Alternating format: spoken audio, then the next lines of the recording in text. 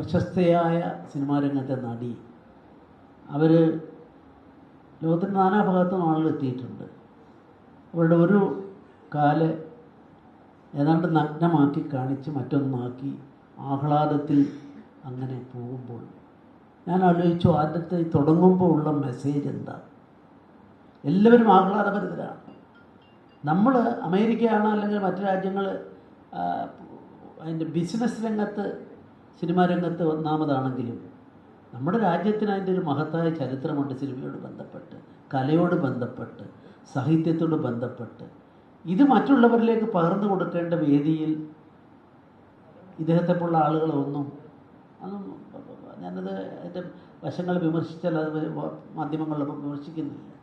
അതുകൊണ്ടാകാം എനിക്ക് അടൂർ ഗോപാലകൃഷ്ണൻ അദ്ദേഹത്തോടൊരു വലിയ ആദരവ് തോന്നുന്ന ഒരാളാണ്. അതുകൊണ്ട് ആ മേഖലയിലെ കുലപതി എന്ന് അദ്ദേഹത്തെയും പറയാവുന്നതാണ്. മറ്റാരുണ്ട്? അപ്പോൾ ഇങ്ങനെയുള്ള ആളുകളുടെ മുമ്പിൽ വന്ന് പ്രസംഗിക്കേണ്ടി വരുമ്പോൾ എന്ത് ഞാൻ പറയണം? രാഷ്ട്രീയക്കാരനാണ്, രാഷ്ട്രീയ ഭാഷ അറിയാം, അതിലൂടെ സംസാരിക്കാം. നിയമരംഗത്തും അതുപോലെ ആ ഭാഷയിൽ സംസാരിക്കാം. അങ്ങനെ ഒന്നിന് പകരം മറ്റെന്ത് ചിന്തിക്കുമെന്ന് ആലോചിച്ചപ്പോഴാണ് ഇന്നലെ ബഹുമാനപ്പെട്ട നമ്മുടെ എല്ലാം മാനബിന്ദുവായിട്ടുള്ള രാധാകൃഷ്ണൻ്റെ ഒരു ഇൻ്റർവ്യൂ മാതൃഭൂമിയുടെ ഞായറാഴ്ച പതിപ്പിൽ വന്നു. ഞാനത് വായിച്ചപ്പോൾ തന്നെ ഞാൻ കട്ട് ചെയ്ത് അതെടുത്ത് വെച്ച് എൻ്റെ ഫയലിൻ്റെ ഭാഗമാക്കി. അദ്ദേഹം പറയുന്നു 4 കാര്യങ്ങളാണ് എനിക്ക് അതിൽ പറയാനുള്ളത്. ഒരു കുറച്ച് നല്ല രീതിയിൽ ചോദ്യങ്ങൾ, ഡോക്ടർ NP ജയകൃഷ്ണൻ്റെ ചോദ്യങ്ങൾ. ആ ചോദ്യങ്ങളാണ് വാസ്തവത്തിൽ അദ്ദേഹത്തെ കൊണ്ടത് പറയിപ്പിച്ചെന്ന് ഞാൻ കരുതുകയാണ്. അതിലെഴുതി, രചനാതന്ത്രത്തിൻ്റെ പൊരുൾ കരിങ്കാറുകൾ നീങ്ങുക എന്നതാണ്. വാസ്തവത്തിൽ കാറ് നീങ്ങി മഴ പെയ്യണം. ഇരുട്ടിനെ അതിലുണ്ടാക്കുന്ന അന്ധതയെ, ആ കാർമേഘങ്ങളെ ഇല്ലാതാക്കണം. നമ്മുടെ അടിസ്ഥാന കാഴ്ചപ്പാട് തന്നെ ഇതാണ്. രാമായണം ഇരുട്ടില്ലാതാക്കണം. ഇരുട്ടില്ലാതാക്കാൻ ശ്രമിക്കുന്നു. ആ വിളക്ക് കൊളുത്തുമ്പം സുമർ അരീക്കോട് സാറിൻ്റെ പുസ്തകത്തിൽ ഞാൻ വായിച്ചിട്ടുണ്ട്. എന്താണ് ഭാരതം?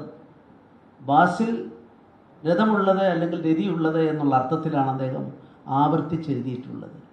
വെളിച്ചം കാണുമ്പോൾ ആനന്ദിക്കുന്നവർ, ആ ആനന്ദിക്കുന്നവരുടെ തലമുറ, അത് ലോകത്തിന് സംഭാവന ചെയ്ത വിശ്വസാഹിത്യത്തിലായാലും എല്ലാ മേഖലയിലും അതാണ്. അത് രാധാകൃഷ്ണേട്ടൻ പ്രാർത്ഥന പോലെ ആ വഴിയിലേക്ക് ഉള്ള ഒരു ഉത്തരം എഴുതി വായിച്ചപ്പോൾ എനിക്ക് അതിനപ്പുറത്ത് എന്താ ഇതിനെപ്പറ്റി പറയാനുള്ളത്? ഞാൻ എന്തെങ്കിലും അങ്ങനെ ശ്രമിക്കുന്നെങ്കിൽ എൻ്റെ മുമ്പിൽ അദ്ദേഹം എഴുതിയ ഇന്നലത്തെ മാതൃഭൂമിയിൽ എഴുതിയതാണ് എനിക്ക് പറയാനുള്ളത്. രണ്ടാമത് അദ്ദേഹം ഒരു 4 ഞാൻ നോട്ട് ചെയ്തതിലൊന്ന്, അനുഭവജ്ഞാനത്തിൻ്റെ വിത്ത് പാകി വിള കൊയ്യുക. അക്കാദമി യോഗ്യതയൊന്നും അല്ല വലുത്, അനുഭവജ്ഞാനമാണ്. ആ അനുഭവജ്ഞാനത്തിൽ നിങ്ങൾക്ക് നിങ്ങളുടെ മുമ്പിൽ ആരാണ് വരുന്നത്? എൻ്റെ അച്ഛൻ ഒരു പ്രജാ സോഷ്യലിസ്റ്റ് പാർട്ടിയുടെ പ്രാദേശിക നേതാവായിരുന്നു, പഴയ പട്ടംതാണ് പിള്ളയുടെ. അദ്ദേഹം പത്രം കൊണ്ടുവന്നിട്ട് വലിയ വിദ്യാഭ്യാസമൊന്നുമില്ല, പക്ഷേ എല്ലാം വായിക്കും. ഒരു 6 വയസ്സ് മുതൽ ഞാനത് വായിച്ചതാണ്. എൻ്റെ ഇത്തരത്തിലുള്ള കാര്യത്തിലുള്ള ഏറ്റവും വലിയ താല്പര്യത്തിൻ്റെ അടിസ്ഥാന ബിന്ദു എന്ന് ഞാൻ കരുതുകയാണ്. അതുകൊണ്ട് പത്രം വായിക്കാതിരിക്കാൻ സാധിക്കില്ല. ആ പത്രങ്ങളിലൂടെ വായിക്കുമ്പോൾ കിട്ടുന്ന കാര്യങ്ങൾ.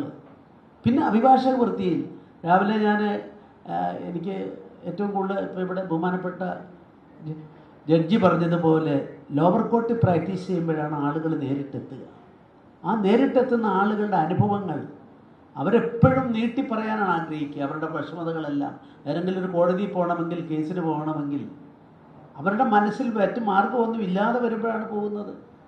സാധാരണഗതി കോടതിയിലേക്ക് വ്യവഹാരത്തിന് പോകുന്നതിന് പൊതുവിൽ ഇഷ്ടപ്പെടുന്നവരല്ല ജനങ്ങളെന്ന് എനിക്കറിയാം.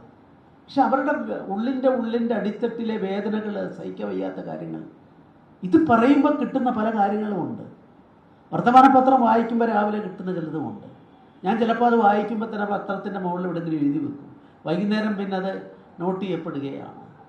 ഈ അനുഭവജ്ഞാനം എനിക്ക് തോന്നുന്നു അതിൻ്റെ വിത്ത് പാകി വിളവ് കൊയ്യുക എന്നാണ് അദ്ദേഹം പറഞ്ഞിട്ടുള്ളത്. രണ്ടാമത്തെ കാര്യം എത്ര മനോഹരമായൊരു ഇൻ്റർവ്യൂ ആണ്. എനിക്കും എന്നെ സംബന്ധിച്ചും ഈ ഒരടിസ്ഥാനമാണ്. ഞാനൊരു പക്ഷേ ഒരു SLC പോലും അല്ലെങ്കിൽ അന്നത്തെ പഴയകാലത്ത് 8ാം ക്ലാസ്സോ അല്ലെ അങ്ങനെ വല്ലതും പഠിച്ച ഒരു അച്ഛൻ അദ്ദേഹം ഈ പത്രം വായനയിലേക്ക് എന്നെ കൊണ്ടുവന്നില്ലായിരുന്നെങ്കിൽ അത് കഴിഞ്ഞ് ഞാൻ ഒരിക്കലും പത്രം വായിക്കാതിരിക്കാൻ എനിക്ക് സാധിക്കില്ല. അപ്പോൾ അങ്ങനെയുള്ള ഒരു അനുഭവജ്ഞാനത്തിൻ്റെ പല സമൂഹത്തിൽ ഇടപെടുമ്പോൾ, ആളുകളുടെ വിഷമം കാണുമ്പോൾ നമ്മുടെ ഭരണകൂടത്തെ വിമർശിക്കും. ഇപ്പം അടൂർ ഗോപാലകൃഷ്ണ സാറിനെ പറ്റി എൻ്റെ പ്രസ്ഥാനത്തിൽപ്പെട്ട ഒരു തൃശ്ശൂർ ഭാഗത്തുള്ള ഒരാൾ വരണം കൂടി, എന്തിനാ അടൂരിനെ വിമർശിച്ചാൽ ന്യൂസ് വാല്യൂ ഉണ്ടാവും, അല്ലെങ്കിൽ MT വാസുദേവൻ നായരെ വിമർശിച്ചാൽ ന്യൂസ് വാല്യൂ ഉണ്ടാവും. ന്യൂസ് വാല്യൂ ആണോ വേണ്ടത് പൊതുപ്രവർത്തകർക്ക്? അദ്ദേഹം ഒരു നോട്ട് പിൻവലിച്ചു, MT അതിനെതിരായിട്ട് അദ്ദേഹത്തിൻ്റെ അഭിപ്രായം പറഞ്ഞു, എന്താ പറയാനുള്ള സ്വാതന്ത്ര്യമില്ലേ? അടൂർ ഗോപാലകൃഷ്ണ സാറിൻ്റെ കാര്യത്തിൽ ഞാൻ അദ്ദേഹത്തെ വിളിച്ചു പറഞ്ഞു, നിങ്ങൾ ചെയ്ത് തെറ്റാണ്. പിന്നെ അദ്ദേഹം എനിക്ക് തോന്നുന്നത് പിൻവലിച്ചു എന്നാണ് എൻ്റെ ഓർമ്മ.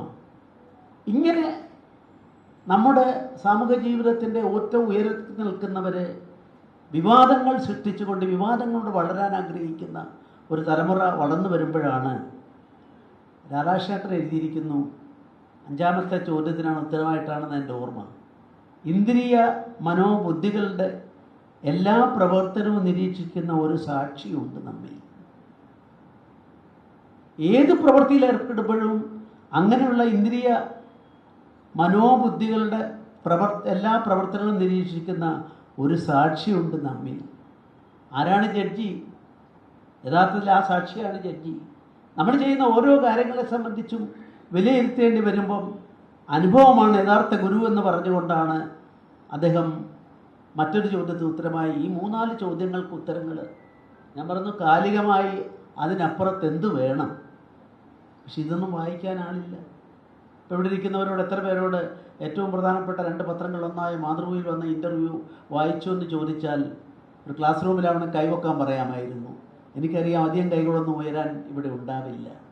ഇവിടെയാണ് ഒരു സമൂഹം, നമ്മുടെ സാമൂഹ്യ ജീവിതം വക്രീകരിക്കപ്പെടുകയാണ്.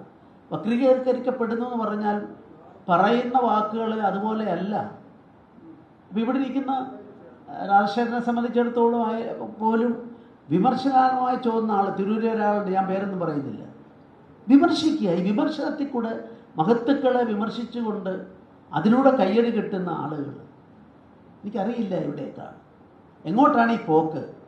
ഈ സമൂഹം വക്രീകരിക്കപ്പെടുന്നു എന്ന് പറഞ്ഞാൽ അതുകൊണ്ട്